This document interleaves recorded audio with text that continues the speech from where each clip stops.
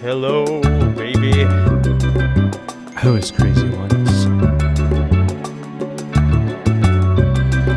I'm thinking of a number.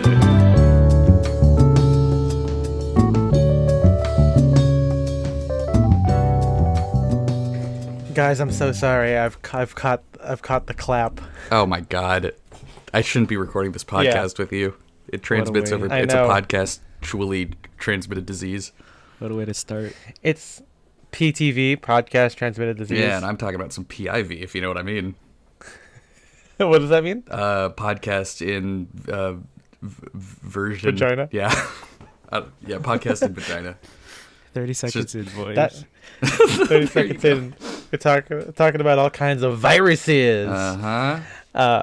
Have you guys seen the underground rock festival SNL sketch? Maybe? I don't think so. Describe it to me. It's it's Jason Sudeikis. Okay. Strong kind start. of doing like a white rapper-ish kind of a guy, and then you got Nassim Pedrad as his like co-host Little Blaster, and they're talking about the underground rock festival, and it's just like it's like crunk. It's like not good. So it's like you got. Let me give you the list of bands in underground rock festival, because I'm gonna give them to you right here. Okay. Thank you. Here we go. Oh, what? It's not even gonna give me like a list Can of you bands. find a Okay, you script got for the Gunt. sketch? I'm trying. I'm gonna try and find it here. Script. Kickspit Underground Rock Festival. You got. Here. Okay. So here's some guests from the SNL. This is just me reading SNL sketches. Okay. Here we go. We got Mark Furman from the OJ trial. Great. The Mac guy, Justin Long. The Snapple lady, Turtle from Entourage. Miss Screw Magazine 1997. Wow. And NBA All-Star Dirk Nowitzki shooting BB guns at you at an open field. That's fun. Do you guys remember And during there was a gathering of the Juggalos where Tila Tequila was there? And so I think I remember this, the Juggalos were soaking a watermelon in a porta potty for like 3 or 4 days, and then just Good fucking God. launched it at her right when the concert started. That's gotta be. Is that like the? I don't know. There have been like murders and deaths at concerts, so I'm not going to say that's the worst thing that's ever had to happen at a concert. But like the worst non-deadly, non-trying to kill someone like the worst thing like you can prank. Yeah, the worst prank. Yeah. Thing to happen. Yeah,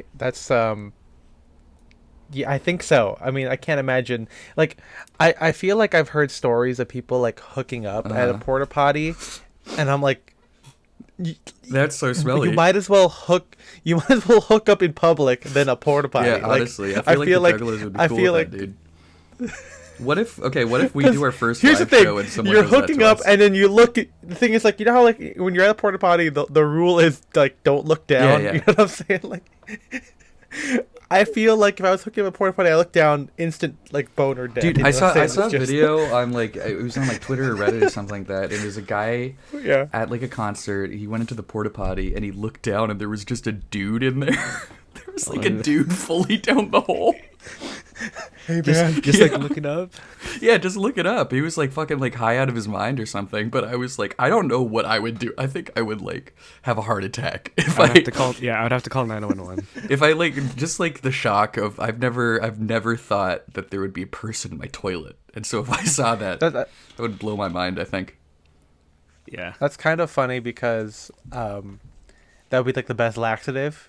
You would just like take a shit. Oh, right because on you, the- cause you get Another so guy. scared. Yeah, you do get so scared. That's true.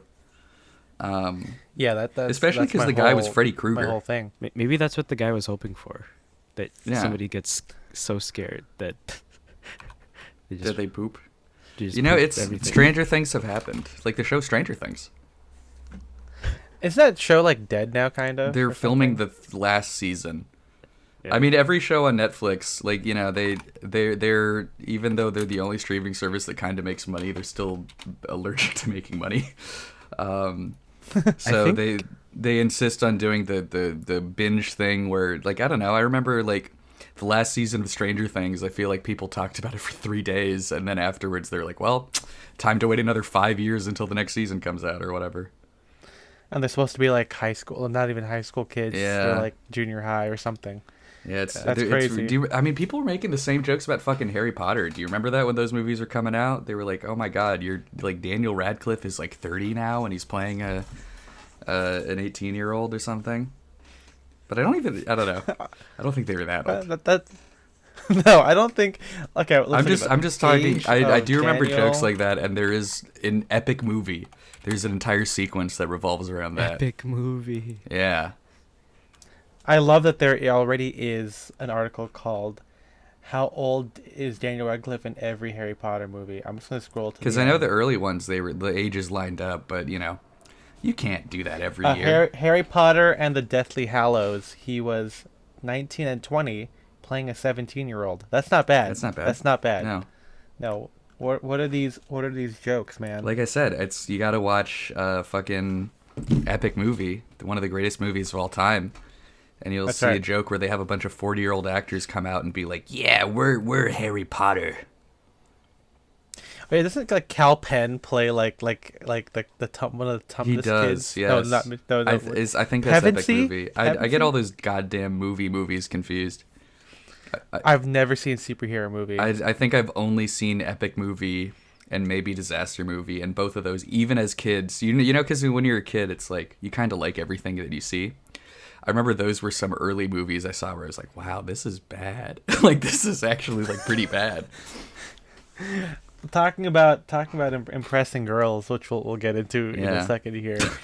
In fourth grade, I remember, like, this is probably too young to watch the Scary Movie. I think looking back, I'm like, how old was I in fourth grade? Like 8 years old? Mm-hmm. That seems too young. Maybe like 9 or so. I skipped a grade, everyone. That's probably why. But I remember, there was like a party, and I missed the first part of it because the first movie they watched was the Texas Chainsaw Massacre, and I spent the entire time outside just sitting by myself because I couldn't do it. And then the second movie they watched was Scary Movie, and then I did watch that. And it's also because It's just kind of funny, like, I couldn't be cool enough to watch the horror movie, but I'll watch the movie with the parody. The parody movie with a guy gets a fucking penis through the brain. You guys remember that? There's a glory hole and just like it kills him. And then there's a Kaiser Soze ending. I totally forgot about in Scary Movie. That's crazy. I don't know if I'd watch those movies again. I don't think I would. I don't think I would watch those movies again. I'm not going to enjoy them. Yeah. Oh my God! Remind me when we get into the actual content of the episode. I need to talk about that shitty movie that I saw. Oh yeah. Yes. Well, hey, we'll talk about it right now. Welcome everyone to Style and Direction, a menswear podcast without the stuffiness. That's right. I am one of your hosts, Ethan M. Wong. And I'm another one of your hosts. I'm Spencer DSO. And I'm another one of your hosts, MJ. Emmer Gems, as I call him. He does. I don't know when I started that or where that came from, but that's what I call him. I think it's just a sound that you make. That's true. I mean, I wish I could call people everything the sounds that I make. Yeah. Like, that guy could be like Lupo. Lupo? How about Franco? Yeah, Lupo! Yeah, Franco over here. Frankie, Franco. Motherless Brooklyn, everybody. Yeah. Oscar movie. Got threads. I also watched The Last Jedi again recently, where it's like. Oh no, The Last Jedi is the good one. Sorry, The Rise of Skywalker is the bad one. You're talking of stuttering. I was talking about DJ. Yeah. Needle lift. That's one of the weird choices that they made in that movie. I feel like that was probably all him. I feel like that was. He's like, I just need to. He's like, hey. He's like, Ryan, I got something for you. Yeah. Check This this guy, stutter. Mm-hmm. Haitian smelt. Good conductor. Yeah. Take it easy, Big F. That's my favorite. I gotta put that somewhere. Take it easy, Big F is a good phrase, just out of context too. Just calling someone Big F. I think it's funny because Finn gets a lot of like Big Deal. Like Han Solo calls him Big Deal. Mm-hmm. I think that's kind of good. And Big F. Everyone calls him. There Big. has to be take it easy, Big F. I love that it's already a video on YouTube that's 2 seconds long. Yeah. Is it a T-shirt and a coffee cup already too? Which is crazy because I'm looking it up on Instagram on Google right now, and there's nothing there. How has no one done this? That doesn't make it sense. Oh, someone says take it. Oh no, I thought it said Jack Nicholson. Like, take it easy, Big F. I think that'd be kind of Jack Nicholson. Yeah. Okay, let's do a cast of the prequel trilogy, but assuming they had made it like right after the original trilogy. So it's the mid '80s. Who plays who? Who's Daisy Ridley? Well, I guess it would have to be like an unknown. Yeah, like who's an actress that got big in the mid '80s? Who played Willie Scott? Yeah, there you go. It's Willie Scott. Okay. I guess if we stick to just like people in the Spielberg Lucas sphere, that might be good too. Yeah. Yeah, that would. Yeah. Yeah. Anyway, guys, we're talking about menswear, man. Sure this are. is menswear heaven for everything. We all died, right, and we're in menswear heaven right now.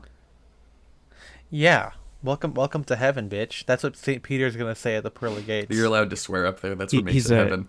He's a frat bro. Yeah. You go up there and it's like, you thought fucking swearing was a goddamn sin? It ain't no shit. That's all we fucking do up here. That's all we fucking do. It's my favorite part. Yeah. What does God say? He says, "Aw, hell." Oh, hell yeah. He goes, hell yeah, brother. Oh, hell yeah. And then in hell they go, "Aw, heaven." They say the opposite. Yeah, that's right. Oh, because they're cursing it, right? Yeah, So, exactly. Yeah. Yeah, no, that's really funny. I remember a pastor. There's a lot of pastors I'm sure who were really big atheists, and they had some big conversion thing or whatever. But I think, I don't know if it was him or maybe a story of a guy he met that was an ex-Satanist or whatever, but he said that he went to a satanic church, and at the satanic church they would sing hymns, Christian hymns, but they would replace all the word God. They replace all references. They would change it from God to Satan, because that's the most blasphemous thing you could ever do. It is you take something that was made for God and you make it about Satan. Yesterday I was in a coffee shop, just briefly. I was in a coffee shop and there was an awfully hot coffee pot, but I was over there, and the two people sitting next to me, I couldn't tell. I couldn't tell if they were on a date or if they just were friends from church. But they were sharing their faith testimonials, and I always like it because it's I'm not particularly religious, but hey, if you found God, if that helps you out, no shade, that's good for you. But I also think it's funny when super hardcore people they all talk about their conversion exactly the same, no matter the circumstances. So it's you do hear people who are oh yeah, I was in and out of rehab for years. I went to prison, all that stuff. And then you have the people sitting next to me that were talking about it in the exact same tone, but their story was man, when I was in high school, I smoked weed. I would go to parties and drink beer. It's I would sleep with my boyfriend or whatever. And it's it sounds actually a pretty normal if that's evil, I'm going to hell. You know what I'm saying? But yeah, I just love it when it's they talk about that in the same way that they would talk about it's I went to prison for 3 years or something. I think there's a handbook that we missed out on. That's why. Well, see, we can't be born again because we were all born into it, and we were nerds in high school, so we don't have we don't have any of those stories. Did we lose Ethan just now? He's frozen, unless he's just staring at the camera contentedly. No, he's listening. He's just staring at the camera. He's listening, man. I'm listening to this whole thing. You got it. Yeah. Well, anyway, guys, we're talking about having sex.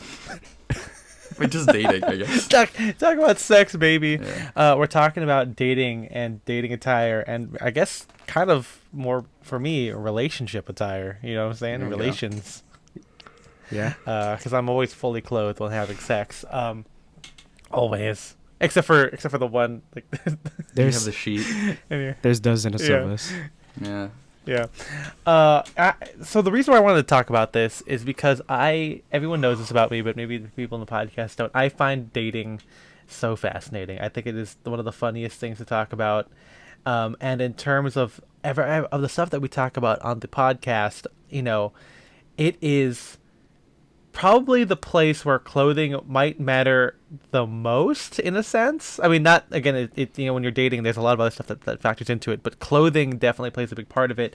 And if the whole thing is about expressing yourself and the accuracy of your expression, the articulation of your personality through clothes, dating is probably the most the biggest pastime for it, or the biggest use of that kind of a thing, because at least with a job you have a resume, and I guess with dating, your dating profile is kind of a resume in a sense.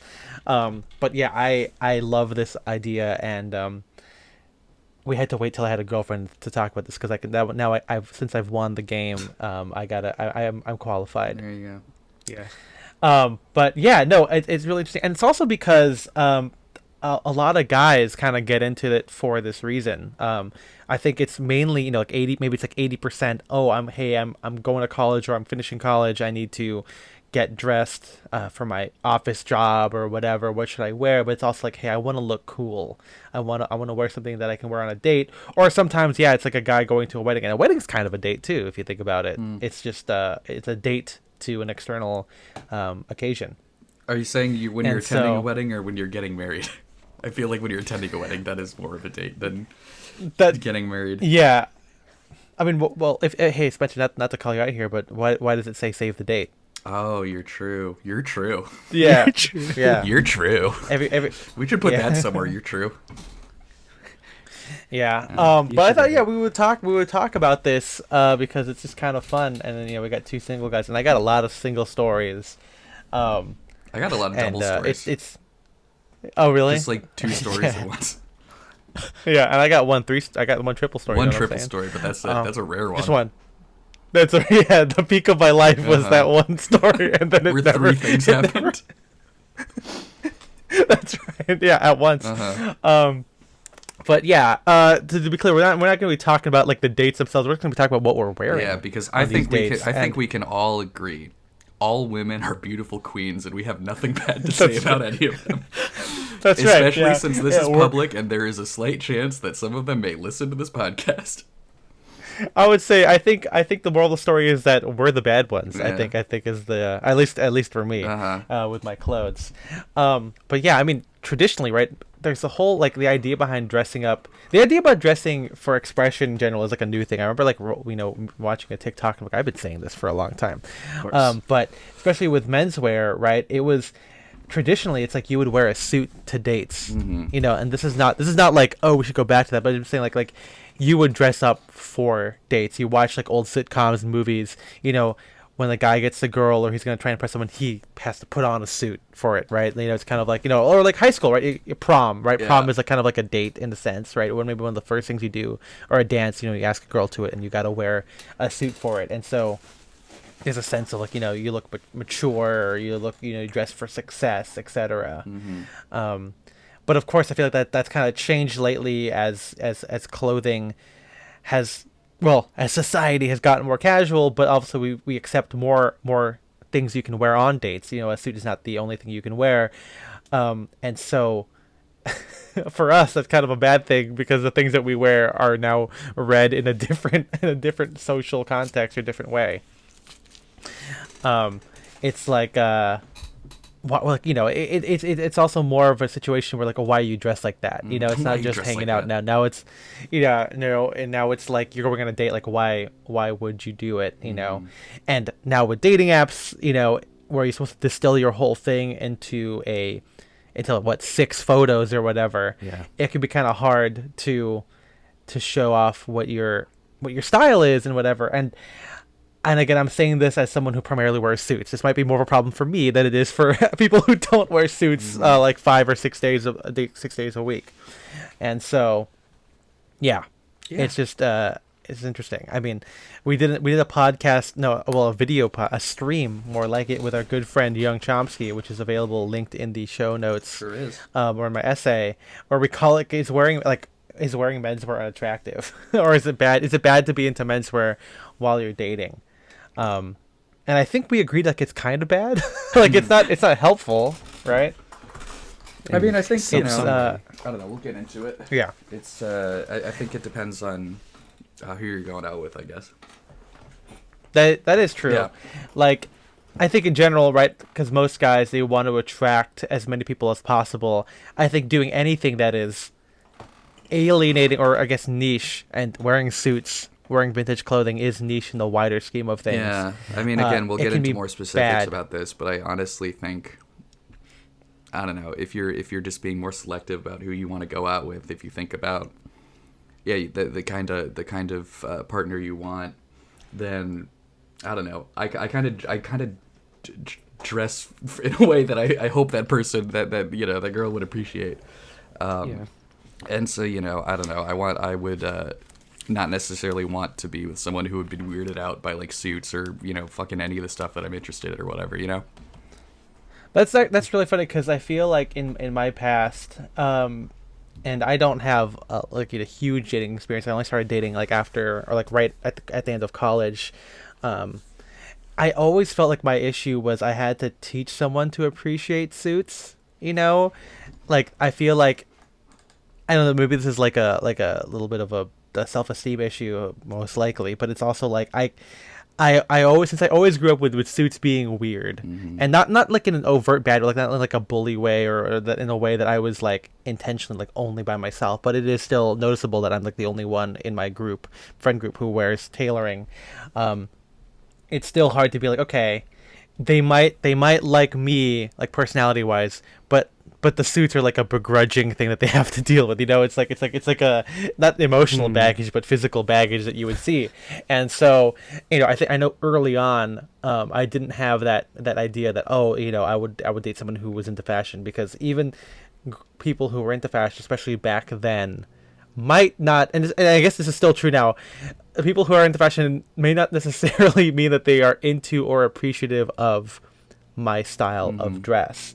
And of course, that's the whole, as I know now, that's the whole point of dating, to find someone that fits it. But when you're younger, especially someone who didn't have experience, and who went to a Christian school, and there's a lot of other factors that might be working against you with dating, it's easy to go into the mindset of beggars can't be choosers. And so it's just kind of like, and I'm sure a lot of guys in our Discord, well, not everyone, but like, it's a common thing of when guys find menswear when they're already dating, or when they're already married or whatever, it can be a thing where like the wife just, or their partner just has to kind of just deal with it. And we do know, like, I know something, I know that Mark Chevalier, who is a vintage guy for those not in the know, he's like really, really big in the LA vintage scene, and he is married, and his wife like never comes to events and stuff like that. And like I've talked to him, and he's like, oh yeah, my wife like hates dressing up, she hates all this shit, like she is not into it at all. It's like it's like when we go out, she has to she like begs me to dress down and stuff like that. Oh man. Yeah. See, and I guess, I mean, I don't want to make this too deep of a too serious conversation, but I'm always like, that's like my biggest like confliction, or like in my head, it's like it's like, do you do it, but also like if it's a part of you, how do you deal with that too? You know what I mean? And it's like, and as I tried to push in the Discord, and I think we'll get into later, it's like, at what level is compromise there? And because ideally, right, I think like everyone, like, oh yeah, you want to date someone who is already kind of into it, or like kind of gets it. But I think, as I've known now, especially after dating Isabel for 3 years, it doesn't necessarily mean that they understand it the same way that you do. It's kind of hard to like even like, I think we get this a lot with when we talk about like a wedding or dress code attire, where just even in our own Discord, or in like the GQ Discord, where someone's like, oh yeah, black tie, and then like someone literally, like in their head, they think, oh, I just need to wear a black necktie. Yeah. Like, even if you say words, it doesn't mean that they all know exactly what you're going for, and I think, again, with dating, it's like, since it's kind of hard to put all that together, and of course clothing is not the only thing that you're supposed to look for in a partner, it can be kind of interesting to kind of battle that. Surprising enough, right? But yeah, I think, especially with tailoring, right, it is about like connotations. Like, that's kind of like the hardest part of being into this, or especially when it's like a vintage style, because people have all of these, like the historical context of all this kind of stuff, right? Like, when you wear 30s clothing, you feel dapper, that feels more trussed up, and if someone is not into that, they might think that you're trying to make it about you. They're trying to make it think it's about like, you're trying to make this event bigger than it is. You know what I mean? Like, if me and Isabel were gonna go to get Burger King or whatever. Yeah, I mean, I think again, I think it's also a difference if like, now a lot of times when you in the 21st century when you meet someone, chances are before you meet for the first time, you've exchanged social media, or maybe you met through social media or something like that. That's and true. So, yeah. for example, like, if so, I think we've talked about this, like we've made this point before just in conversation, but if like someone opens up your Instagram and every photo of you is wearing like a fucking you're always wearing a suit, I feel like, they shouldn't be surprised. They shouldn't be surprised. That's gonna kind of set the tone, and maybe it'll make it seem like, yes, it's less of occasion because this is like what I tend to wear all the time, Mm-hmm. Yeah, no, totally.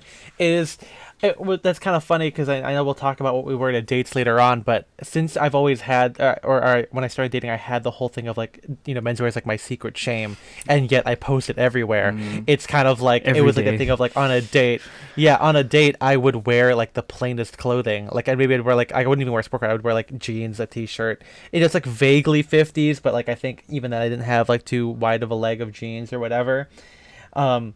And it'd be kind of funny, right, where you would meet someone, and of course, my dating profile at the time had more of like regular photos, because back then you would have like Tinder or like I guess not Hinge, but like Tinder photo shoots where you would take a couple pictures with your friends, kind of like headshots, and the idea of like a candid photo was still rare, and so like these girls would have like no idea that, and it's like, and I feel like, and I wrote this in my notes later on, but it was like, no wonder they would think that like clothing is like a costume or like an influencer thing, because like they didn't see it tied to the lifestyle that I was presenting, right?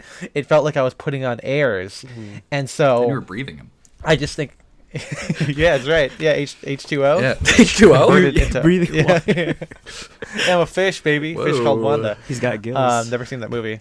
How about a fish called but Selma? no, yeah, that's true. Yeah. But yeah, no, it was kind of interesting to kind of like to kind of break through that, because it is hard. Like it's hard to combat people's ideas on dates. Like you're not. That's right. You're fighting and an I've had idea, a couple. not a man. Well, it's like I've had a couple of dates too where like clearly it's not meant to be, but it's like they'd be like, well, why are you wearing, like, you go on a date and like, oh yeah, I've got to ask you, like, why are you wearing a suit? And I'm like, oh, I like this, and like they just don't get it. And I think at that point, like that's not really about like, oh, they're not into fashion. It's like they're almost like antagonistic to my style, and I'm like, okay, well that's clearly like not, like we're not seeing eye to eye there, or like they just don't see the merit of the expression, and I think it's important that later on, you find someone that kind of gets it. But of course, there is the other aspect of this, is where instead of like dressing for yourself, maybe you should dress the way that you want to attract people. And I think that there should be an update to all this stuff, because I think most fashion bloggers today, especially menswear ones, are still stuck in like 2010. Because I have an article from Real Men Real Style. Wow. And this is last updated December 2023. And they have a whole bunch of suggestions for you. And here is attractive. I'm just going to go through this real quickly. But number one, stylish footwear. So you gotta wear chukka boots, Chelsea boots, wingtip boots. Oh man. Here's the thing. I do think, and I guess I've been out of the game for like 3 years, but I think this still kind of makes sense. Like leather shoes, like something that's not a sneaker. I think people still do. Something we should talk about. Again. Yeah. All women are beautiful and perfect creatures, but they don't. A lot of them do not know shit about men's clothing, and they really think they do. And I don't know. I feel like there are. Again, none of the women that I have gone, at least on second or third dates with or whatever, but I feel like there are a lot of women whose idea of like what is a stylish and like fashionable man is still like very much like fucking like 2013, like literally like a decade behind the times and stuff like that. That is true. So I don't know. I'm not surprised to still see it's like, yeah, wear some nice slim dark jeans and chukka boots or whatever. Yeah, no, I mean, I remember on the podcast, on the stream a while back, we went through in Subtle Asian Leftovers, which is like a group. It's just an Asian online group with like 50,000 people. But the mod did, she did a whole thing of like, men say what women say what you want, like the hottest thing a woman could wear, and in true Barney Stinson fashion, they said sundresses. There And you go. so when they asked the ladies what they want to see in a man, they all said a dark, slim fit shirt with the sleeves rolled up. Dude, they love rolled up sleeves so much. That's They so love funny it so to me. much. I see that on like Twitter or like like on like whatever. That like, was, other that's online on that's on communities. Tumblr still, man. Yeah, where Yeah. it's like what is the male equivalent of lingerie, and all the comments are just like rolled sleeves, and I'm like, okay. Do you? I think Yeah. we've talked about this too. Do you guys know people who don't know how to roll their sleeves? Because I think I do. Yeah. No, I don't. I know I'm only guys friends who, with- when they with want good to like fashion roll their people. sleeves, they will just like push them up. We don't associate with them That's anymore. insane. Yeah. That doesn't physically. That doesn't like how does your mind get to I that? don't know. I don't know. I don't know how it works. It seems like rolling sleeves is very easy because it's you do the action that it's called rolling your Yeah. sleeves. But You know what's Or funny? like you look at a picture and it yes, just yeah. I'm looking back at this. I mean, I'm looking back at the Facebook thing. Rolled up sleeves below elbows. Oh wait, below just the to show elbows? fire. So like that's the dad rolled sleeve. That's like the Obama Yeah, on the it's not- campaign trail rolled yeah. sleeve. That's right. Yeah, with jeans or something. Yeah. Um. That's funny. I always man. that is kind of funny. I always thought the high rolled Yeah. Another sleeves was the another sexier person one. said. Someone said also 3/4 sleeve shirts. Wait, Like is that, baseball tees? I don't know what that. I Or don't I think that's they're what I think they're talking Does about it like mean the like long it- sleeve baseball tees. it or goes whatever, right? to like the forearm. Like the Yeah. mid forearm then. Yeah, yeah. It's, All guys look good in a black T-shirt. Okay. Okay. Well tailored suit. I mean, what's funny is that someone says here, uh, they want the GQ look, and I think it's so funny because modern GQ is like crazy now compared to like 3 years ago. But also like I think 3 years ago Will Welch was still like one of the top dogs. I mean now he's like editor in chief or whatever. I feel like 3 years ago it still was pretty crazy. It's like they think GQ of like 2012, Yeah, right? Like no, that's what exactly. they're That's what I'm thinking in their saying. heads. It's like a lot of women like follow like women's fashion and are knowledgeable about that, but they do not at all follow men's fashion, and so they're like I said, there are women I talk to that their idea of like a fashionable man is like straight up like 2013, you know. Yeah, but I do think the more in tune with social media they are, like if you're dating like a TikTok girl, I feel like you might be able to get away with some stuff. I feel like this at first this is going to be like a more negative podcast, Yeah. but I feel like today with fashion becoming more and more prevalent as a hobby that people are getting into, people doing regular get ready with me videos, people are doing hauls. I mean, that's all consumerist stuff.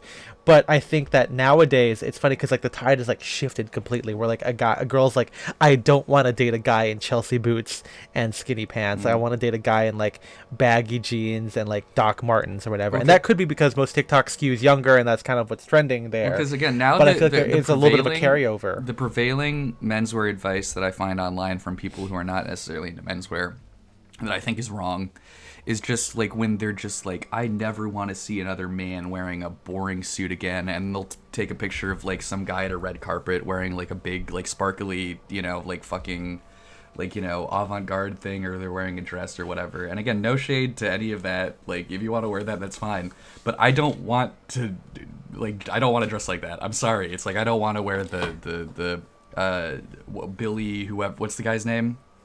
Billy Porter. I don't Oh. want to dress like Billy Porter. Like I'm sorry, I think he looks good, but I don't want to dress like that. That's not my style. Yeah, no, I think it's. I mean, I guess that the good thing is that what we've accepted, I think, has just expanded Yeah. over the whole thing. But see, I wish Um, people but wouldn't I- be so dismissive of quote unquote boring old suits, because I feel like those can look good too. Just most people do not wear them well. Well, the funny thing is that I think we talk about this. I think it's just because naturally our style is more bolder anyway. I feel like, like I remember talking in the Wee Johns Discord. Hey, shout them out real quick because it's free. I don't know if that's a public thing. Whatever. Okay. There is a Discord for it. Whatever. But I remember I think I was talking to someone, and we were saying like how, like, people think suits are boring, or people don't want to do them, whatever. And I started talking about mine, and someone goes like, yeah, but I feel like the way you wear it is like inherently just like not that. And I'm like, that's true. Like if I was dressing like Anglo Italian, like Jake Grantham, and I was like 24, I feel like, yeah, people might not read me as, artistic, or artist enthusiast guy. I think they would just see me as like a corporate guy, because they wear like a gray suit with a plain blue shirt and like a dark tie.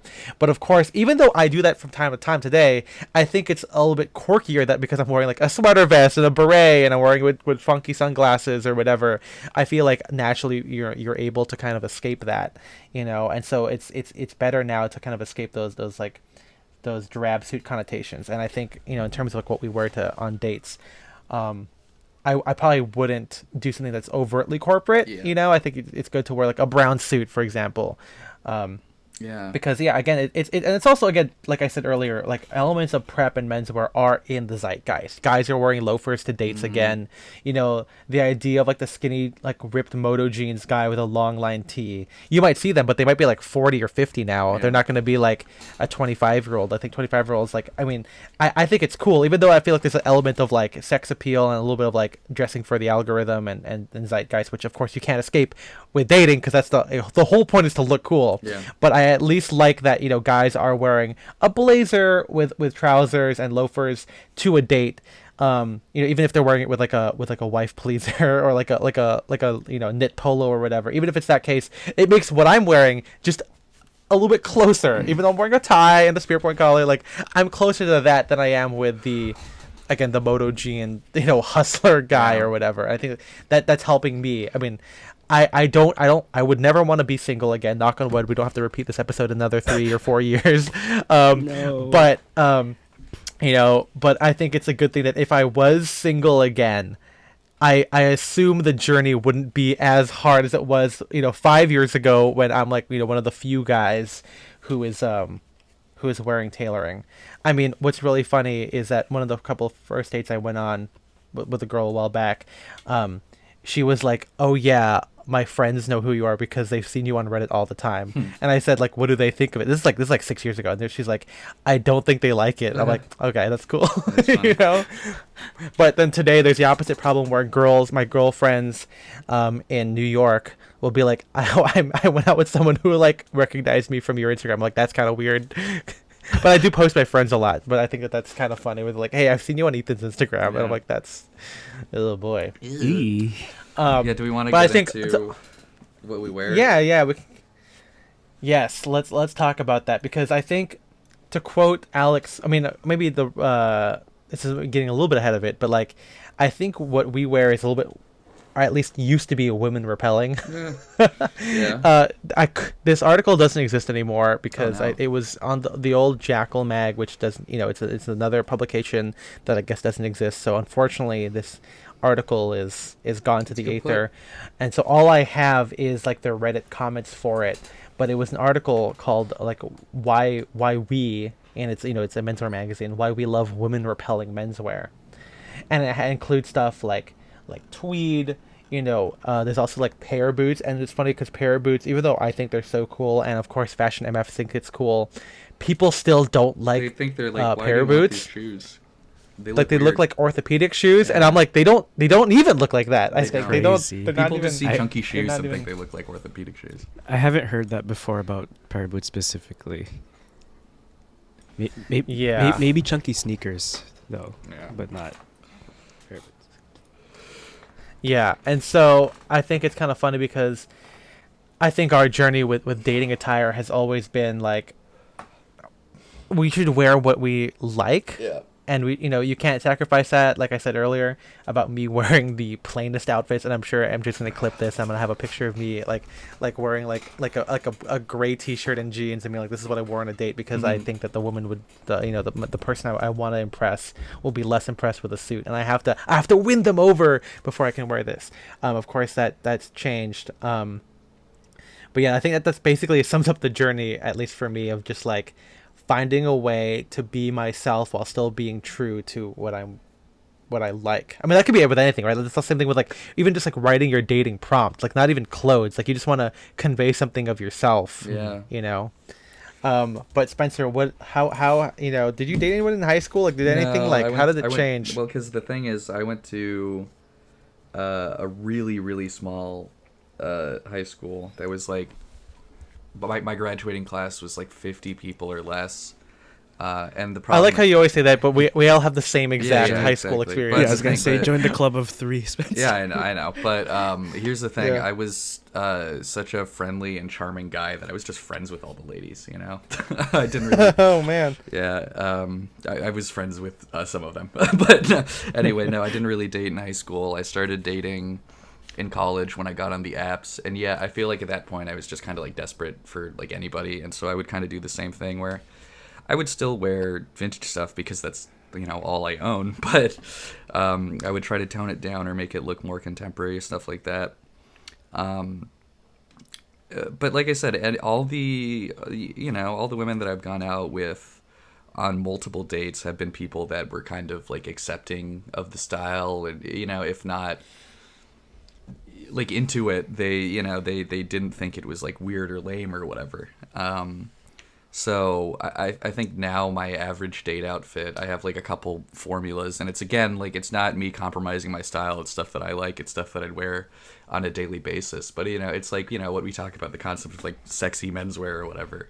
So the going out look. Yeah. So it's either I like wearing like I still like wearing like like the 2 jackets I like wearing because I think that I just look the best in them. It's the most flattering on me. Are sport coats or if I want to go for a more casual vibe, I like doing like short jackets and stuff like that because I like I said, I think both of those are pretty flattering on me. So a go-to date outfit is like it's funny that we said that tweed is like a women repelling like menswear thing because I do wear tweed jackets all the time to dates, and I'll wear that with like either just like an OCBD or like a work shirt that's unbuttoned a lot. I have that with the tank top underneath, and then usually distressed jeans and like cowboy boots I think is my go-to date shoe. But yeah, like I said, I don't know, I think it's kind of if you Have you worn ties on dates? No, I don't wear, because I also don't wear ties like regularly. That's true. But I feel like it is like self-selecting how you dress on dates, like because again, like the people that like I want to go out with, I don't care if they're like necessarily like as I care deeply about like like art and like creativity and stuff like that, and I want people, if they're not at least open like as into it as I am or into the same things, I would want them to be open-minded about it. Like I feel like if I can't have discussions with someone about like a book or a movie or a song, or if we go to a museum or something and they're just kind of like not into it, I don't think I don't think that's gonna work out long term. Yeah. No, I was gonna say I feel like even though clothes are just one aspect of someone's expression, not necessarily personality, it's just what they're putting out there. I think it is a good evaluator in a sense of like if they are open to it. You know what I mean? Like there's a whole like book core. I think as Derek has put it, like you're looking like you go to your local independent bookstore, you go to author reading, you go to author readings, you go to the museums and everything like that.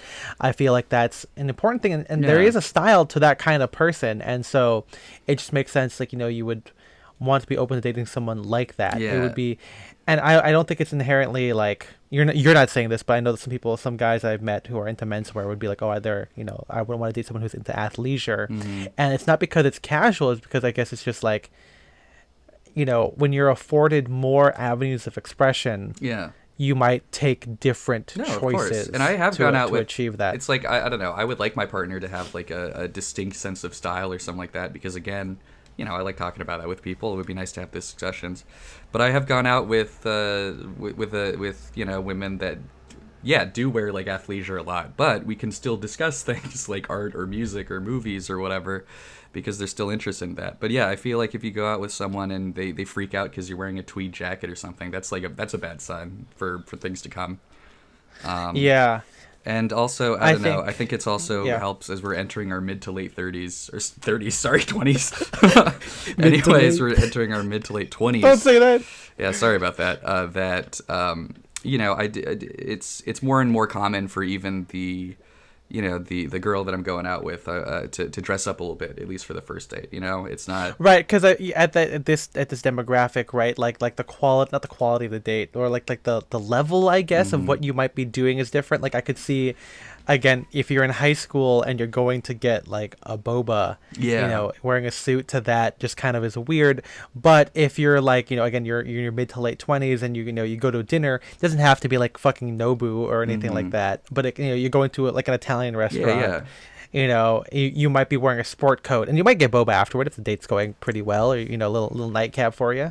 But I feel like it does make sense. I mean, this episode gets less relevant, or the ires of dating while in menswear gets less relevant the older that you get because Yeah. of just the level of people, and then it's also like, yeah, if you're dating as a student, you might be the girl or guy that you might be dating might be wearing athleisure because you're studying all the time, or your first stages of your job. But as you get older, get more established in your career, people also look forward to dates. Yeah. People want to dress up for those things, which I think is really cool. And like I said earlier about fashion becoming more of a hobby, I think people are like, oh yeah, like what's like, people aren't saying this, but it is a little bit of cinematic dressing. It's like, oh, what's my like what Yeah. what person am I going to be for this date? And I think people do really like that idea. People want to get into that mindset.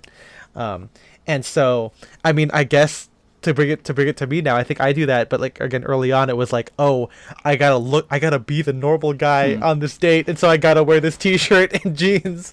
And it's like one of those things where I knew Chelsea boots were in. I mean, this whole example is kind of similar to me, Ethan, the whole journey to being Ethan, or Ethan style, how it's progressed, because it's like early dating attire, when I would, I found the haircut that I liked, the undercut that Yeah. was, I didn't have to have the weird faux hawk, it was trying to be, it was like with hair, it was exactly what I knew would be safe and in the zeitgeist enough.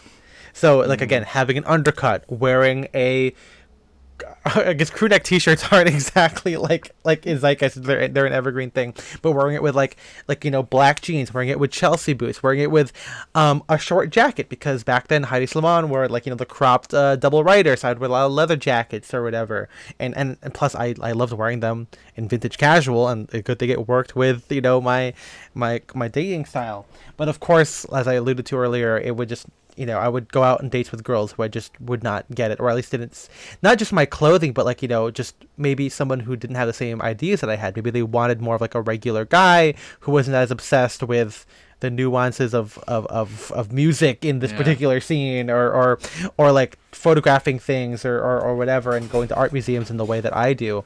And so as I became more comfortable being myself, and I remember this specifically because back in like 2017, where I think you could argue that my style started to get really kind of honed in, right? I was working at Scott Chang, finished with college, I was wearing Ivy, I was kind of becoming the Ethan that we all know and love today, hopefully.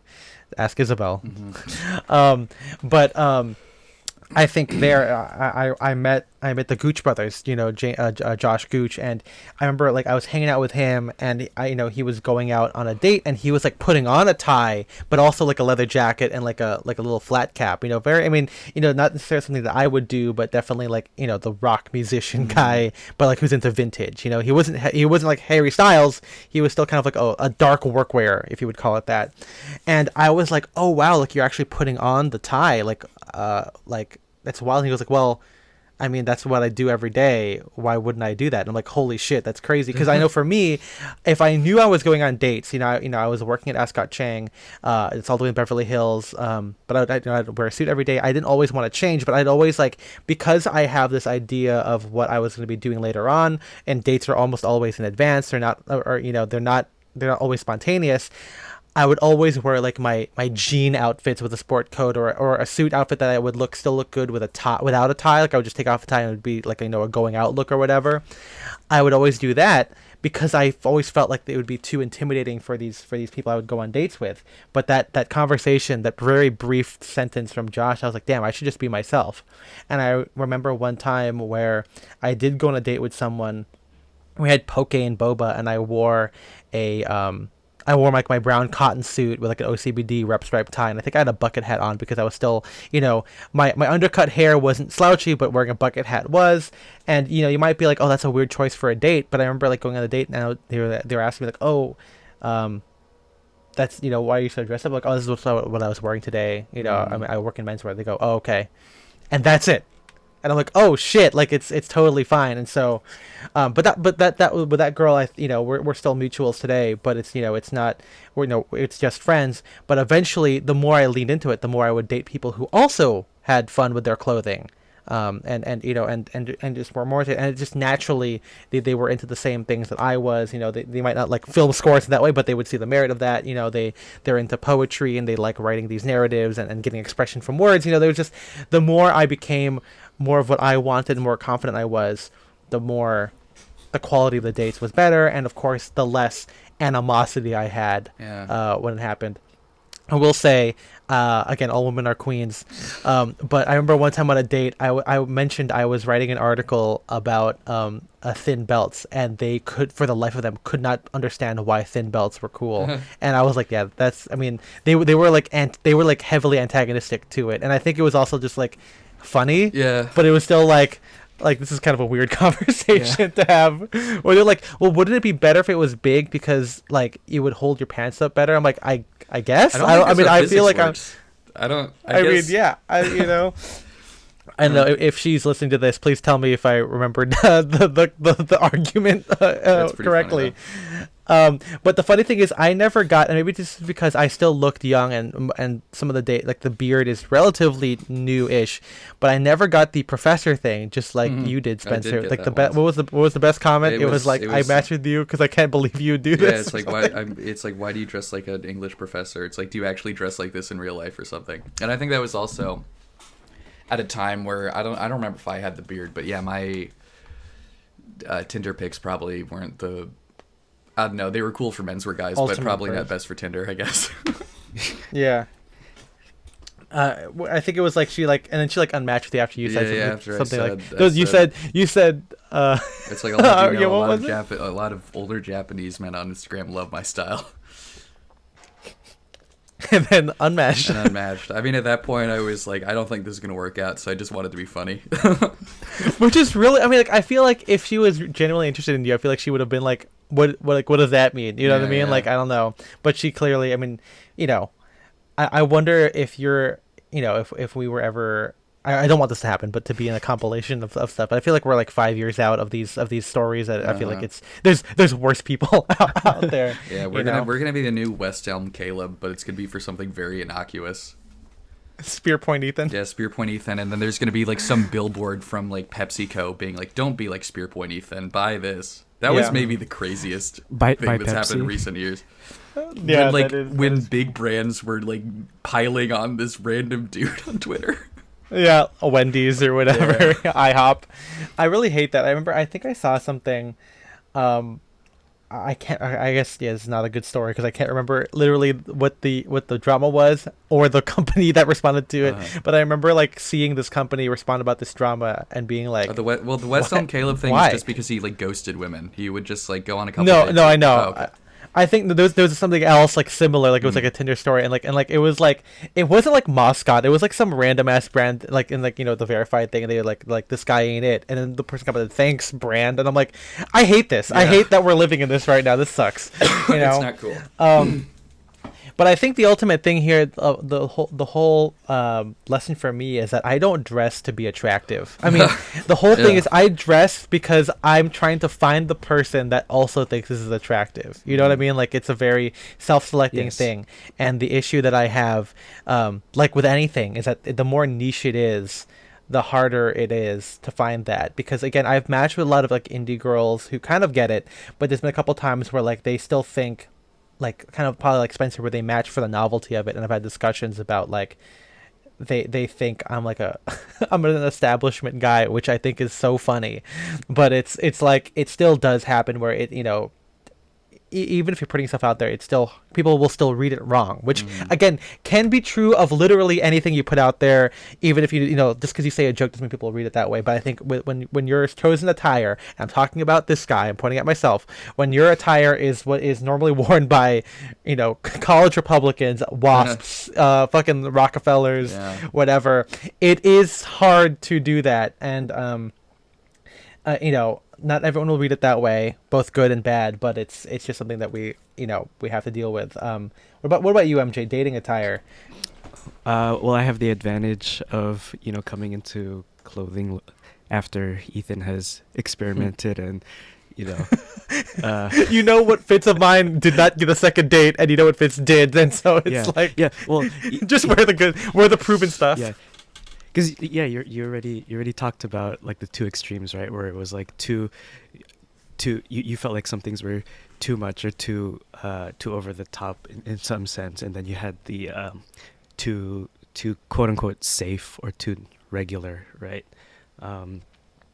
So yeah, I'm able to pull inspo from like your cooler, like edgier fits where it's still, you know, it's still within like my style or within things that I like, and still be you know, still communicate that this is something like I'm interested in, or this is what I want to look like, and not kind of have that what would you call it, that like the secret menswear was like your secret shame.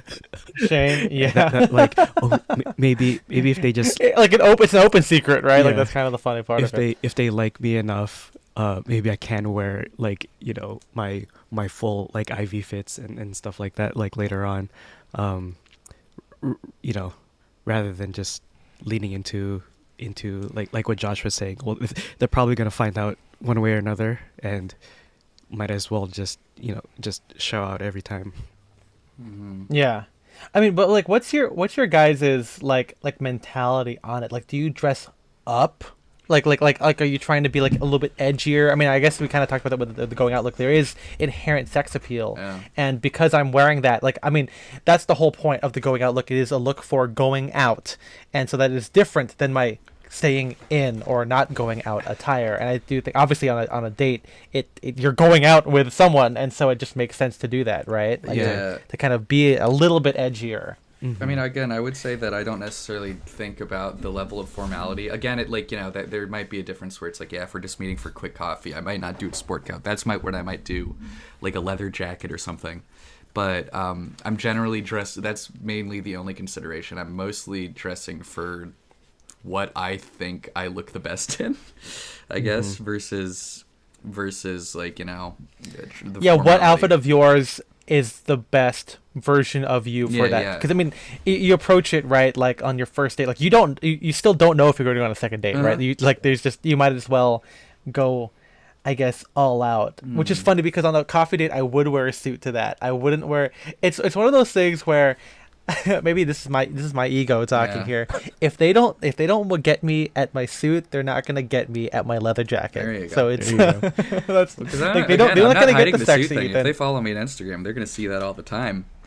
But you know. Yeah, that's true. Yeah, that's true.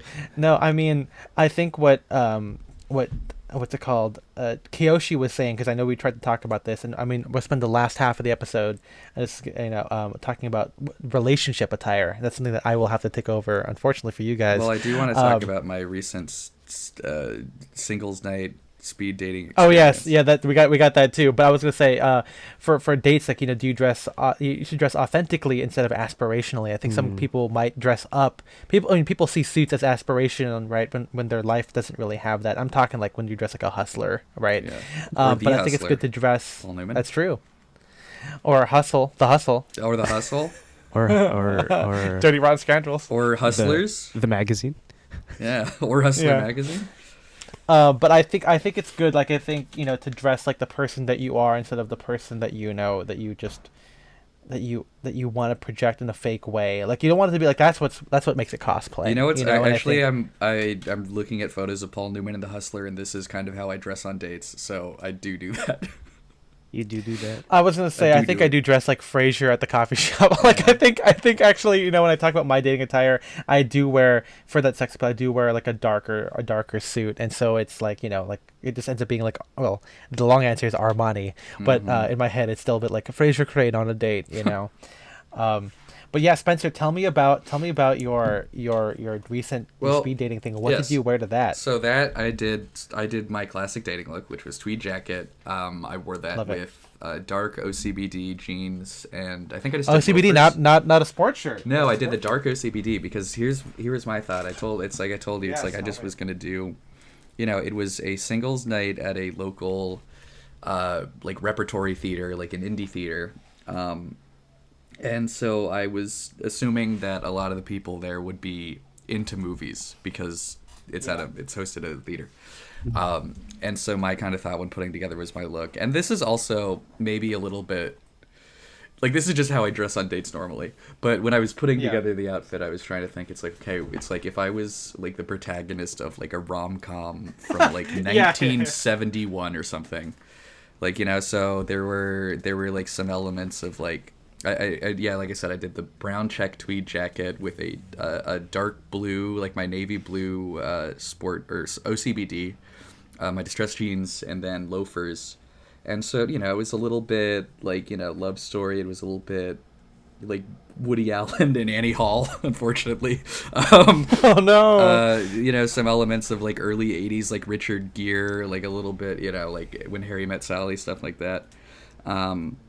And it was interesting going to that because, believe it or not, at this singles event hosted at a repertory theater, the ratio of genders was a little bit off. And so there's definitely a lot more guys than there were women there. And it was interesting just to kind of like literally any dating thing ever. Like like online dating is the exact same way, obviously. But it was funny to see it play out in real life. But the other great thing, and see, Ethan, I think it's too bad you aren't single and can't go to singles nights because you would have loved this. Because you get to watch other people on dates and see their strategies. And so you would go just to. He could go just to watch. You right? could just people watch. But anyway, it was what really funny to see, or not funny, but interesting to see what other guys would be wearing on their dates. A lot of guys did try to dress up. Some guys were just wearing what looked like their like coolest outfit, and then there were other guys who were just kind of doing. Like, again, no offense, everyone. Most of the people, like, I would, because again, the gender ratio was so off, so I would be mingling with the guys too a lot. They were all very nice, but you can imagine. And again, I was there too, so. But you can imagine the kind of guys that go to a singles night at a movie theater. There were a lot of guys who were just wearing like movie T-shirts, but they had like slacks on and their only pair of dress shoes. There was one guy who was doing the kind of like nerdy pea coat as a sport coat kind of look. Love it. There was one guy who was doing a long leather like trench coat, or not trench coat. It was like a long leather like overcoat, like cut like with lapels like a suit jacket.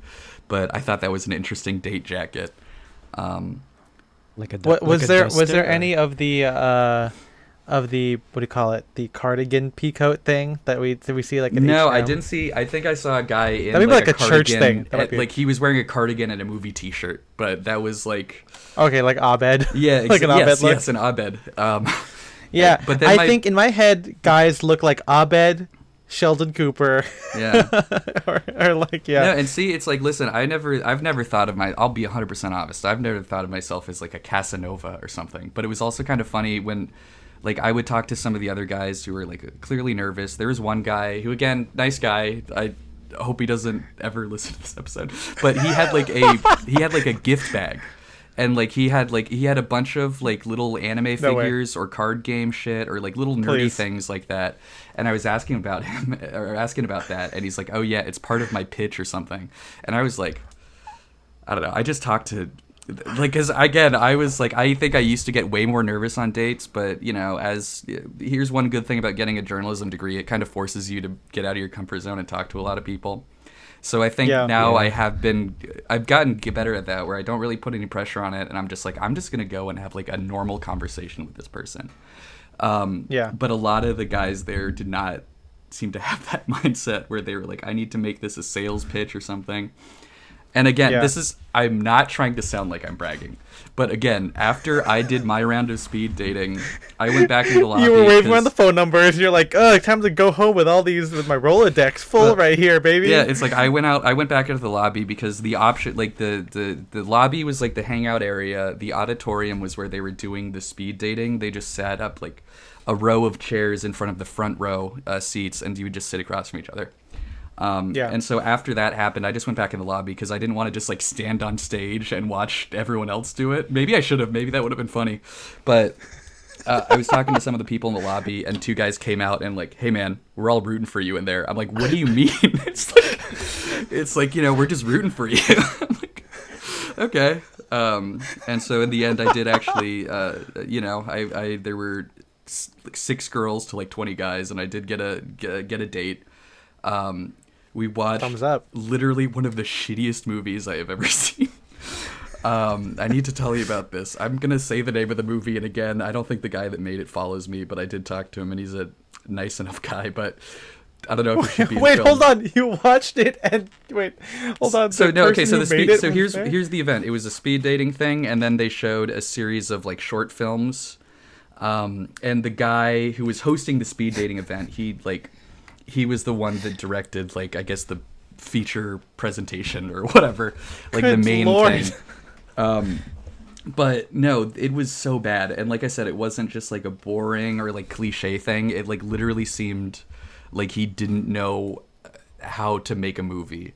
Like the biggest things that I noticed, literally zero attempt at any sort of sound mixing. So some scenes when they were dialogue, everything would be like drowned out by the droning of the lights above them or whatever, the AC. No. And then it would like cut in and out in between them like talking.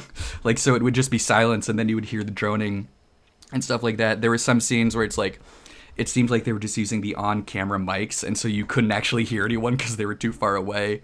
The camera kept losing focus, and I don't think that was an artistic choice. I think it was just like it happening. But my favorite part, so this was the basic plot of the movie, and there's barely a plot, but the basic plot is there's a hitman who's like fucking like robbing a Hyundai dealership or something. I don't know. They were shooting in front of a car dealership. I think they were doing guerrilla filmmaking, and that was the place that they went to. And then some guy in a cowboy hat is like, "We gotta kill this guy."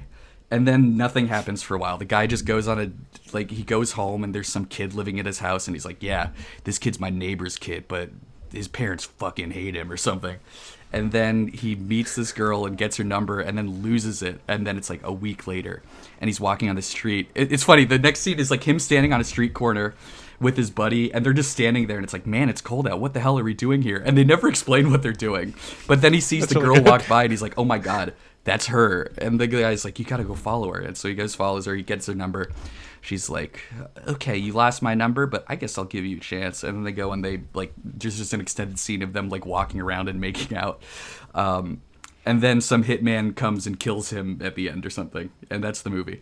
But my favorite part about it, it seems like there were several like sequences of him having to escape a place or like navigate an area, and I think that they used every single second of footage that they shot, because there's a part of him leaving a parking structure. And you know how it's like you can do some tricks where it's like you can just film on the same floor, and just as long as you don't show the signs that say what parking thing it is, you can pretend that's a different floor, you're a different part of the parking structure. But so it was him trying to escape from the parking structure on an e-bike, and he was clearly just going around in circles on the same thing, because he would constantly pass by. It's like, "This is parking spot 4E" or something, and it would just be from like slightly different angles, or like sometimes the same angle just like twice. And it was just went on for 3 minutes, and the person I ended up going on a date with, I don't think that she was as into movies, but I was like, sitting there, we were having a good time, but that came on, and I stopped paying attention to the date and was just like, what the fuck? I was like reacting in my seat to everything happening and laughing out loud and making jokes at it and stuff like that. But that was so fun. Did you turn in your seat and look for Ethan or I to like? I was like, hey, wait a minute. Look at this shit. No, but literally, I would just like start commenting. It's like, I'm like, okay, we got another shot of him riding through the parking lot. Got another shot of. I would like keep count out loud. But oh boy, that was so bad. That was funny though. The other thing that he directed, because he directed 3 movies, the first one was an equally pointless thing that was just him running into a girl, and then they make out, and then they go, and then he loses her, and then he walks sadly into a pizza place, but there she is, and then they sat down at the pizza place, and the movie ends, but then it cuts to like an iPhone photo of the 2 actors at the table giving a thumbs up, and it just says like Mikey's Pizza Place, and then the address. I'm like, was this an advertisement for them? Like, what the fuck? And then this movie doesn't sound real. Then really quick, the third thing he directed that was shown was like an advertisement for like just a street fight video series called Concrete Street Combat, where it's just guys beating up each other in a fucking suburban cul-de-sac. And that was it. It was the feature presentation that I remember that title because it's so dumb. It was called Age of Embellished Relic. So maybe if you Google that, you can find it for rent somewhere. But oh man. Again, that might be the worst title. I don't think this guy is going to listen to this podcast, but I do have to put him on blast a little bit because that was so bad, dude. It was hysterical. Anyway, that's my that was my movie detour. But yeah, I don't know. Like I said, the singles night was an interesting thing. I do like I like meeting people in person more, and I feel like it's kind of it's harder to approach people just out of the blue. So it was nice to have that kind of environment where it's like it feels Hey, okay man. to like be bold and flirt and stuff like that. But again, it was. I liked seeing other people's strategies. I liked. Yeah, like I said, I feel like that was maybe me a couple years ago where I'm like, oh, I got to make this a sales pitch. I got to figure out like why I'm an attractive partner or whatever. And now I'm just like, I'm just going to have a conversation with this person. And if it goes well, if I feel like I can continue talking to this person, that's a good sign. And if not, whatever. Yeah, I feel like, that must be what it's like when we go to the Asian American events or something where like it's just more conducive for meeting people. And I mean, I haven't been to that as much because I kind of started going more when I was already in a relationship. We kind of joined, I think, in, I don't know, maybe 2019 or so. And I met Isabel in 2020. But I will say that helped me get out of my shell, and I also kind of used it as an opportunity to get dressed up or to dress like me in different ways and kind of see how things work with it. Of course, I remember at one point, I mean, Isabel did come with me to one, and she did get hit on. She did get asked for something. But I'll close this up by talking about my relationship attire, because I feel like it does change a little bit when you become in a committed relationship, right? You're kind of locked in. But as some people in our Discord have shown, there is not conflict or friction, but there's a different expectation of when you're dressing and when you're with a partner, right? Like you have to consider what their feelings are, how they perceive certain clothing. And I think the case with a lot of these people is that they got into clothes after they were already married, so you're kind of even more locked in, or you already have like a long-term girlfriend or something like that. So it's less about dressing to be attractive to someone new, but dressing to be attractive or to please your partner. And it might not be, maybe not please, but to kind of like be, as Chuck was kind of implying, it's not about you anymore. It's about like you as a unit together when you're going out, right? And obviously I'm not married. Maybe my experience is a little bit different, but thankfully I haven't had too much of this. I can't recall what my first ever outfit was when I met Isabel for the first time, because our date, this is like height of the pandemic. This is like May 2020. So, everyone's all inside. No one's working. At least I wasn't.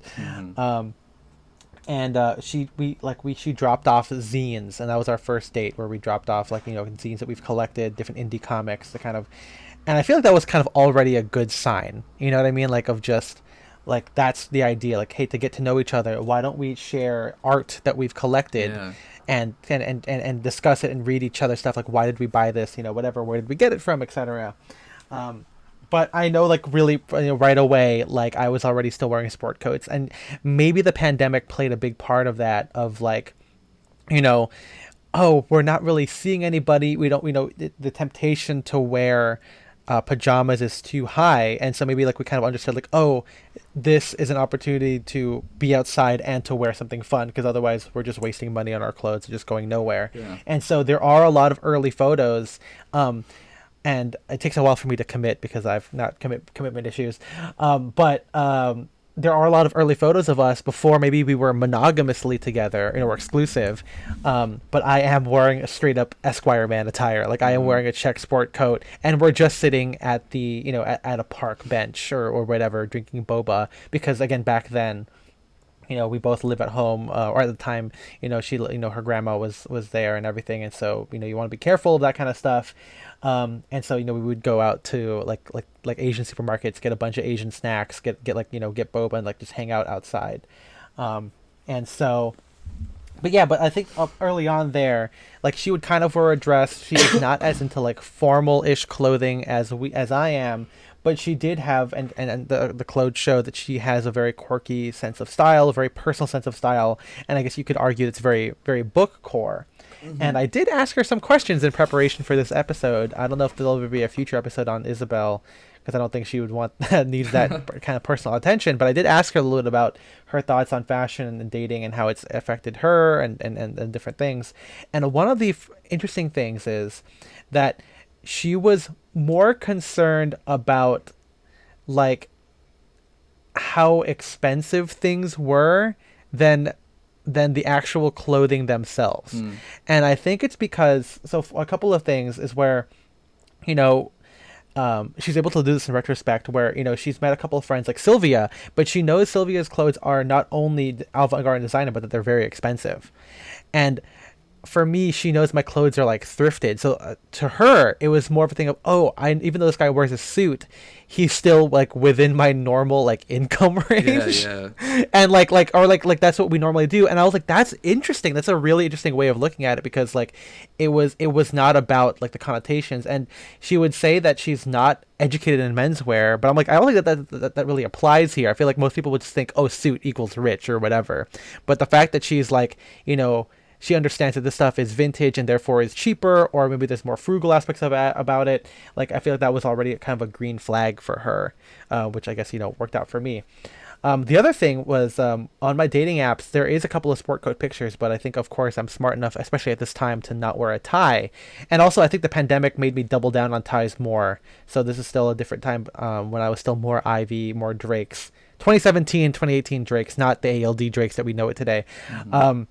But one of the photos that she swiped on was a photo of me wearing, and I have it because I feel like it's a thirst trap, and I think it's one of the hottest pictures of me of all time too.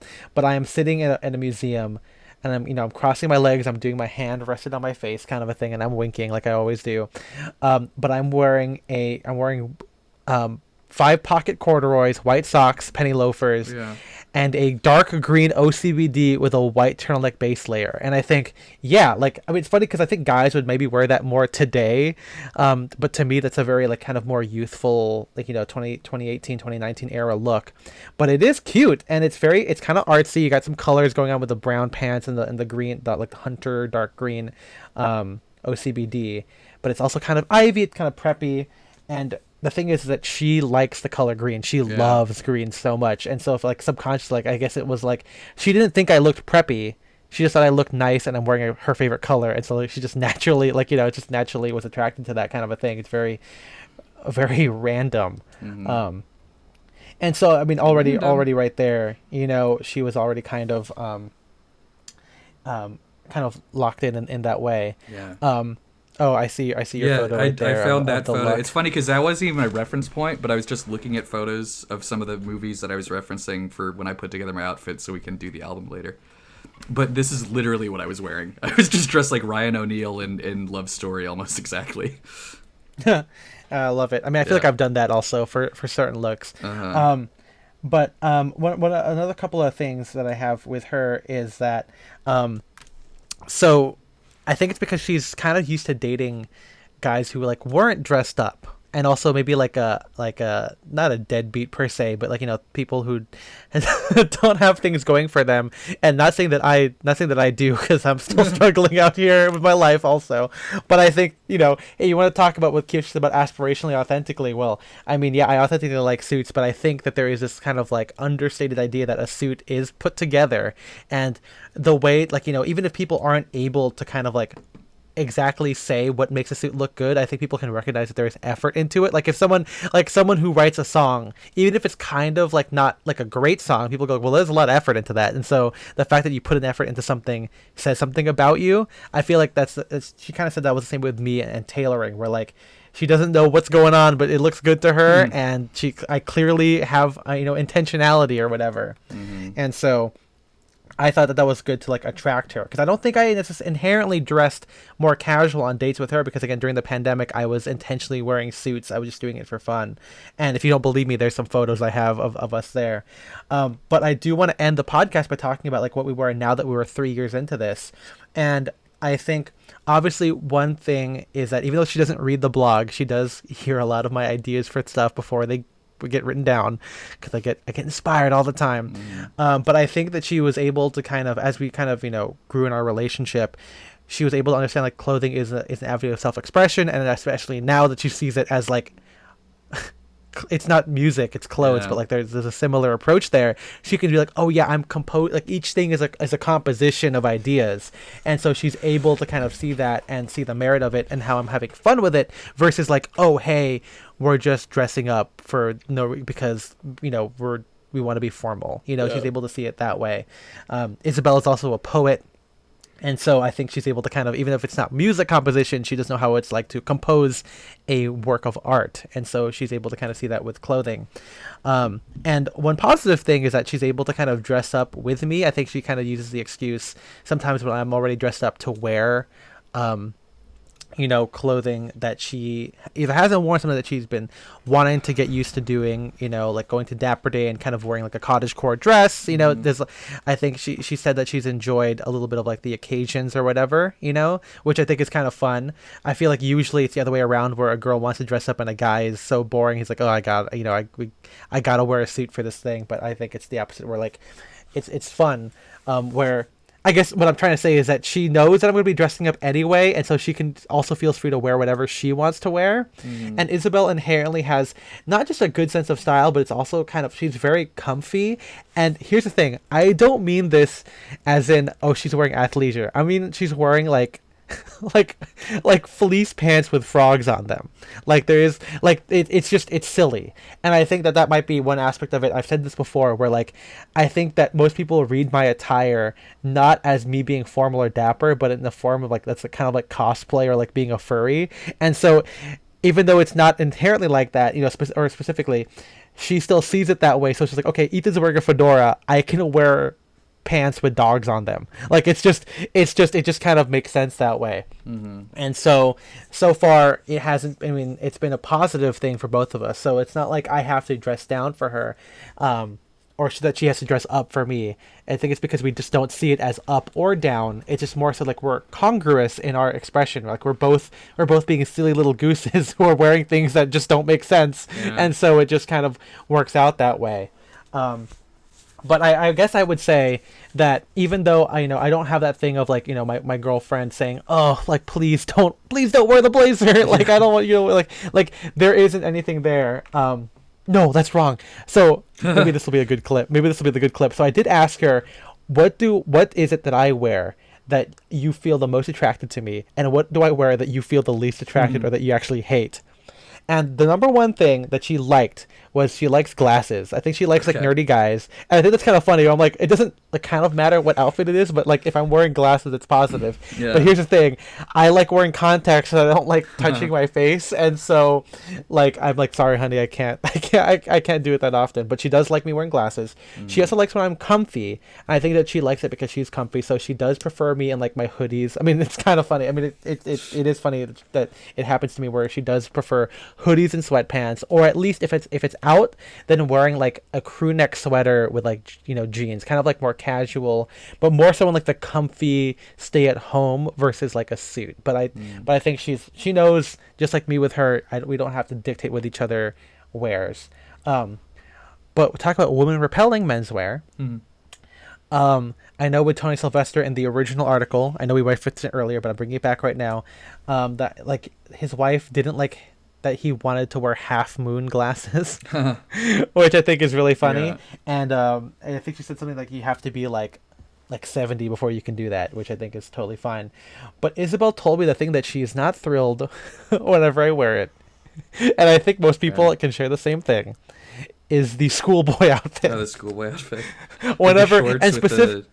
with the jacket. Yeah, and stuff shorts with she does not. She thinks she still, even though she understands it's a look, she still can't get her head around wearing shorts and a long sleeve top, Okay. with socks and loafers. And I'm like, I get it, but I do think I do love it, and I do think I look like a cute little. Look at me, I'm a little preppy guy. And hey, there's pictures of guys wearing Madras shorts and white socks to it was a look Bermuda. of the 50s and 60s. It's a very mid-century That's right. thing. And adult men would do it. Okay. Yeah, do you just but I think you need to be on like Martha's Vineyard or something for that to work. You need to be over at Cape Cod. Yeah, I remember I was talking to another friend, and I think Isabel and this friend have bonded presumably over this thing. But it was my third date with this friend, and that was the first time I ever wore the schoolboy look, and I remember they were like, that'd do it. And there is a photo of me. I was wearing a short coat, a polo shirt, khaki shorts, white socks and penny loafers, and I had my little LL Bean tote bag, and I wore that on a third date. So this is, again, that was like an early stage of this thing. The first couple dates was like cool, going out, maybe like Drake's. The third outfit, straight up school outfit, and that's probably why the dates ended right there on the third date. It's okay. It all worked out. But I feel like guess I don't Isabel, I mean, I don't do this schoolboy outfit, but I feel like well, I guess when I wear shorts and a long sleeve, I normally roll up the sleeves, but I still think that's kind of funny. But I mean, you're not wearing. I don't know if you're wearing like the white socks No, with the lace white up. socks. I'm probably either. Yeah. Like for me, I don't do like the fratty like chino shorts with like a plat. Like I'm not doing that. I'm like intentionally. I'm doing like OCBD rep stripe tie blazer with shorts and white socks and everything. But I mean, again, I think it's one of those things where talk about secret shame. Like I'm sorry. It's like at this point, I'm like, I'm sorry, honey. It's 90 degrees outside. I want to wear a tie and a blazer, but I gotta let my legs breathe, baby. So I gotta wear it. But other than that, I think we're pretty congruous in what we wear, and I think I just gotten pretty lucky to be with someone who, has fun with their attire. Like Isabel, if you guys see her, she wears like funky earrings. She has earrings with like goose on them, or like earrings that are made by like indigenous indigenous artisans or whatever. And so she does have a very intentional and fun style to not. And I learned about this when I had a conversation with her about this, but like she also uses it to kind of elevate things, like again, like the indigenous stuff, to talk about these kinds of like, to bring awareness to things. She loves wearing like t-shirts that have like social justice stuff that she gets from protests and that she gets from museums. Like she wore this really cool outfit to the Huntington for Dapper Day, where while it's not inherently dapper, she wore like a t-shirt that was like anti-colonist and and about Asian stuff. And the Huntington, even though it's beautiful, there is a recreation of a Japanese garden at this Huntington thing, which is by a rich guy who just bought a lot of land in Pasadena. And it does make sense as like a little bit of social protest to wear something that kind of calls, hey, like just so to kind of call awareness to Asian American struggles and Asian struggles all over the world, kind of a thing. But that's a very cool thing to wear, and I love that. And initially I was taken aback with it not being a Dapper Day thing, but I think she was dressing more for the museum than it was for the Dapper Day thing. And I think that idea of being yourself and wearing things as something that you want to express, for me it's like artistic stuff. For her it could be like a social message, and of course everything we wear is a social message at the same time as well. But I like that idea, and I think again it took a long time to get there, and again, knock on wood, we're there. We're not doing this, we're doing a revisit of this further down the line. Hey, maybe it'll be marriage outfits and not and not dating outfits again. But I think it was important for me to kind of get there and to find someone who can understands it, and also not just understand it, but like takes an active part in this kind of the fun challenge of figuring out what you want to wear that day, who you want to be, what messages you want to put out there to have some cinematic dressing. And I think, as you can tell so far, outside of like weddings where I do not tone myself down, but I do wear, stuff that's more in service of the wedding. Like, I think with weddings we match a little bit more, like I think inherently couples do match whenever they're going to like a banquet or a gala. I mean, it's a carryover from prom where you coordinate colors. And so at like a wedding, I'll wear like, if she's wearing like a pink dress, I'm wearing like a khaki suit with a pink shirt and like a cream tie for a spring wedding or something like that. But I think overall we don't coordinate with what we're wearing. Mm-hmm. I think we just happen to be wearing whatever we happen to be wearing, and luckily for me, most of my attire just happens to work with whatever it happens to be. And she did say that she wouldn't have an issue with me wearing, if she was meeting up with her friends from college and she goes, Ethan, we're going out for drinks, come to this thing. She said that she would be okay if I came up wearing a OCBD rep stripe tie, blazer, khaki shorts, and white socks and shoes. Mm-hmm. But I told her, honey, don't worry, because in my head, the person of boyfriend who goes to a bar would not be the schoolboy outfit. you don't have to worry about that. Yeah. And so I think we do have our limits there, but so far it's been a very inviting experience, and I hope the single people listening to this are able to get there. And if you're already married and locked in, well, I guess it'll just have to be your secret shame. She's gonna have to be okay with your para boots. She's gonna have to be okay with your cowboy boots. I mean, again, I'm saying this, for a girl who doesn't wear high heels, but she wears like the same Mary Janes all the time, that are Clarks, and she also wears Wallabies. So I guess I just stay winning, thankfully. God willing, I stay winning. Yeah. But yeah, if you guys want to see more outfits of me and Isabel, what we wear and everything, and you can see the coordination or the unstated coordination in the very lucky fact that I have of a girlfriend or a partner that has fun with their outfits and is silly. You can go onto the blog. I have some pictures there of us. There's also photos of all of our date outfits previously. There's a couple of outfits. I remember like in 2016 on going on dates, I did start wearing OCBD underneath my crew neck sweater. So I started wearing penny loafers with jeans. And so I was trying to introduce that Ivy thing there. After just wearing a t-shirt and jeans on dates. So you can see a little bit of the progression. But I will say, obviously, being in a relationship for 3 years and being locked in and knowing yourself and, being in a safe space effectively, I definitely dress up bolder now. I don't know if I could say that you should wear what I wear on dates, that your mileage will vary, and I don't think your mileage will get you very far, just honestly speaking. But, again, this is a new era where people are getting more into it. I was literally at a coffee place yesterday, and I was there, and I'm wearing what was basically a 40s outfit. I was wearing a brown double-breasted suit, sweater vest, collar bar. I didn't have my fedora with me, but I was wearing all of that. And a guy did walk up to me saying he loved my outfit, and he was wearing like merch T-shirt, like flared jeans and sambas, very zeitgeisty, but he liked my fit. Yeah. And I think if I was single, maybe I would try and cultivate that aura of intrigue and mystery by wearing that exact thing. But in the present day, I still wore that for dinner with Isabel at an Italian restaurant. So you can still say I can still wear my fun vintage outfits with someone who gets it, you know. And she's not a swing dancer. No shade to swing dancers, but not my thing. I feel like swing dancers, that's a very intentional thing, and I'm not into that. In fact, I don't even like that kind of music. So, which is probably one of the most surprising things most people hear about me. Yeah. I think, Spencer, you listen to more 40s jazz than I do. I mean, I listen to a lot of, most of the stuff I listen to is from the 60s and 70s. But every once in a while, I want to put on some Glenn Miller, baby. I want to hear some Artie Shaw. Give me that Harry James, that sweet, sweet sounds of Harry James. Well, who do I like? I like it's a simple name. It's Miles Davis, but like there's a white guy. Who's the trio? The white Miles Davis. They call me the white Miles Davis. Who's the trio? It's like a simple name. No, it's like the blank trio, the blank trio. I was just talking with someone. Not the Kingston Trio. That's a folk group. It's a guy. It's a pianist. Oh my God, I can't think of his name. Pianist, jazz trio, famous. You got it. We'll figure him out.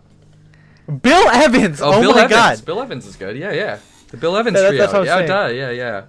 Yeah, I like, I mean, all that kind of stuff, but Mm-hmm. that's more, I mean, even my art style is more like 60s, like mid 60s to like 70s as opposed to, earlier than that. So, Yeah. but I dress like it's 1934, baby. That's right. That's just what I'm wearing. But yes, check out some more art pictures and stuff there, and more thoughts on dating and being specifically in a relationship, and finding outfits that compromise.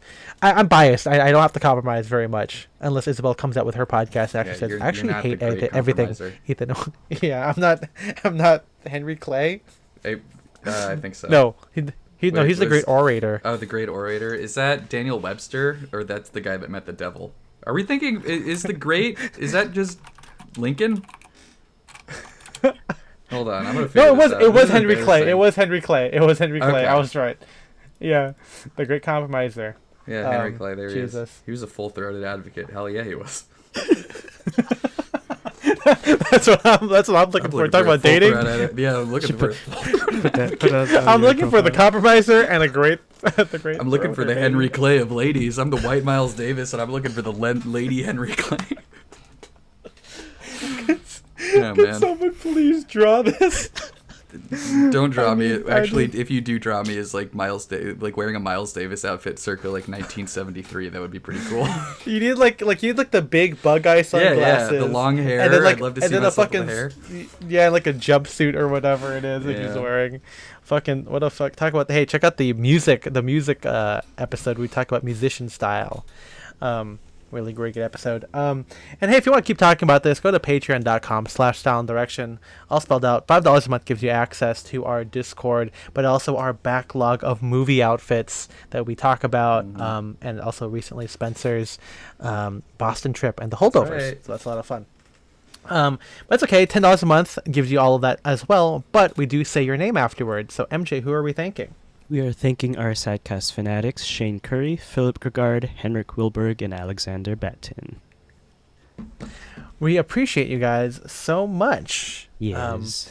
Yeah, it's a great to have you guys there, and thank you for talking to me about the clothing that you wear on your dates and with your wife. I do want to say, I guess before I completely close, I just remember this. I don't think me and Isabel do inherently fancy dates. It's not really like, I think you could tell earlier when we were talking about like how like the thrifting thing was a big part for her. I think that was good about knowing that our lifestyle is more on the same page. Like we're not going to like $100 dinners or whatever. We're not going to gala events or whatever. We just make it ourselves. And so I feel like that's also one reason why it kind of just worked out. There's not a lot of external events that she and I go to that have a certain dress code where she has to worry about perceptions about me.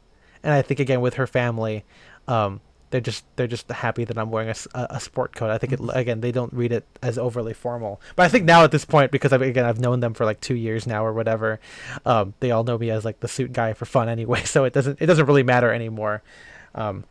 They're more surprised when I'm not wearing a sport coat is the thing.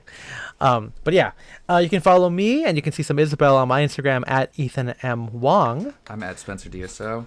And I'm at Aya MJ. We appreciate you guys so much. Thank you for listening. We'll see you next time. Bye-bye. Bye bye.